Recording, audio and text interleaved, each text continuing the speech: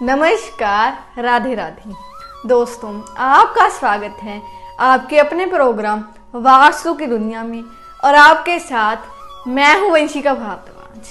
तो दोस्तों, जैसे आप सभी जानते हैं कि गोवर्धन पूजा आ गई है और आप सभी को भी जानने की इच्छा होती है कि हमें गोवर्धन जी की पूजा कैसे करनी चाहिए, जिससे हमें भी भगवान कृष्ण जी का आशीर्वाद मिले। तो यह सब मैं आपको आज इस प्रोग्राम में बताऊंगी कि गोवर्धन पूजा का क्या महत्व है और गोवर्धन पूजा के दिन हमें क्या करना चाहिए, जिससे भगवान कृष्ण जी प्रसन्न होकर हम पर भी अपनी विशेष कृपा बरसाएं। तो दोस्तों, दीपावली के दूसरे दिन अन्नकूट और गोवर्धन पूजा की जाती है। यह एक प्रकार से प्रकृति की पूजा है जिसका आरंभ श्री कृष्ण जी ने किया था। इस दिन प्रकृति के आधार पर गोवर्धन पर्वत की पूजा की जाती है और समाज के आधार पर इस दिन गाय की पूजा की जाती है। यह पूजा ब्रज से आरंभ हुई थी और धीरे धीरे पूरे भारत में प्रचलित हुई। इस बार अन्नकूट और गोवर्धन पूजा 14 नवंबर को है। इस दिन हमें गोवर्धन पर्वत की पूजा करनी चाहिए और गोवर्धन जी का गाय से भी संबंध है, इसीलिए गाय का वंश बढ़े, गायों की सेवा बढ़े, इसलिए भी गोवर्धन पूजा के दिन गौ माता की पूजा भी की जाती है। वेदों में इस दिन वरुण, इंद्र और अग्नि की पूजा की जाती है।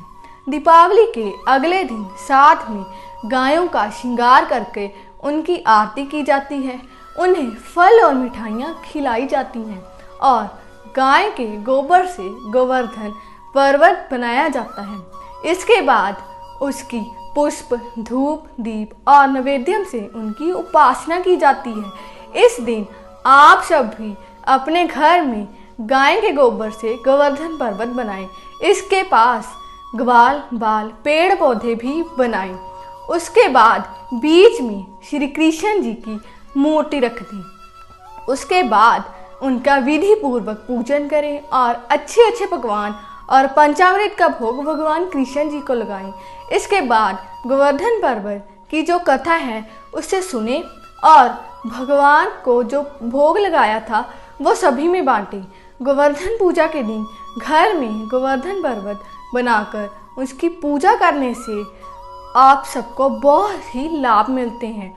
जैसे कि मैंने आपको बताया कि गोवर्धन का एक मतलब है गाय के वंश को बढ़ाना, इसीलिए गोवर्धन पूजा के दिन गाय की विशेष पूजा भी की जाती है।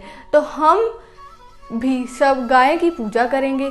तो मैं आपको बताना चाहती हूँ, जब आप गोवर्धन जी की पूजा कर लें उसके बाद गौशाला में जाएं, संभव हो तो वहाँ जाकर गाय माता को स्नान जरूर करवाएं। इसके बाद गाय का श्रृंगार करें और उनके पास फल और मिठाइयाँ रख के उनको उसका भोग लगाएं।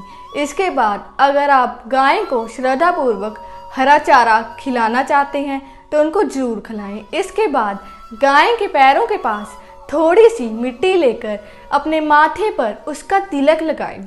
अगर इस विधान से आप भी गौ माता की विधि पूर्वक पूजा करते हैं तो गौ माता की कृपा सदा आप पर बनी रहती है और गौ माता हमें सुख समृद्धि भी प्रदान करती हैं और गाय माता के पास जाने से हमारे सारे रोग, सारी बीमारियां भी दूर हो जाती हैं। तो आप समझ लीजिए कि गोवर्धन पूजा और अन्नकूट के दिन हमें गोवर्धन पर्वत की भी पूजा करनी है और गाय की भी पूजा करनी है। हम सबको दोनों की पूजा जरूर करनी चाहिए, जिससे हमें बहुत ही शुभ फल मिले।